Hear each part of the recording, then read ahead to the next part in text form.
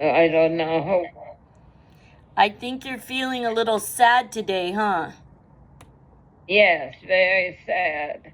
Oh, Mama. It was the darkest of times for Gabrielle, a resident of a nursing home in the foothills of the San Gabriel Mountains. Each dawn during the pandemic brought another day of loneliness and anxiety.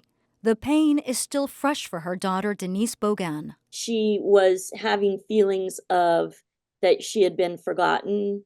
She was having feelings of being abandoned, and sometimes she would cry. And it was completely traumatic. The lockdowns were, for the most part, a failure. Tony Chicatel is with the California Advocates for Nursing Home Reform.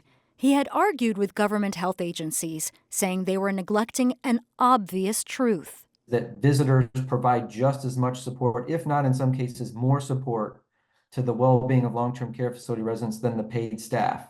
Chicatel is among the sponsors of the Resident Access Protection Act. He says the bill, authored by San Diego Assemblyman David Alvarez, is vital protection for long-term care nursing home patients. Halting visitation rights for our loved ones in long-term care facilities has a major impact on their mental health and their physical well-being. The proposed solution? The right to in-person, on-site access to visitors during a public health emergency, as long as they follow the same safety protocols that are outlined by public health officials and required by staff. Similar legislation was proposed in 2022. However, powerful state health officials blocked it. The new bill also faces opposition as it heads to its next hurdle, the Appropriations Committee, on May 15th. We don't know what the next pandemic will potentially bring, and the bill as written will impair our ability to respond. Dr. Cameron Kaiser represents the Health Officers Association of California.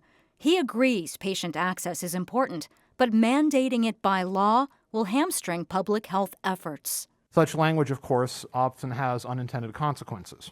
During an emergency, it is impossible to predict what steps may be necessary to take, and we never take lightly any step that impairs public activity lightly. Advocates say the cost of doing nothing is much higher.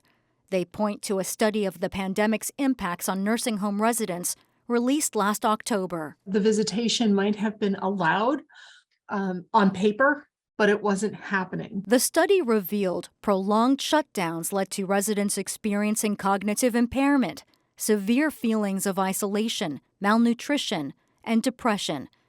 It concludes a new approach is needed during any declared state of emergency.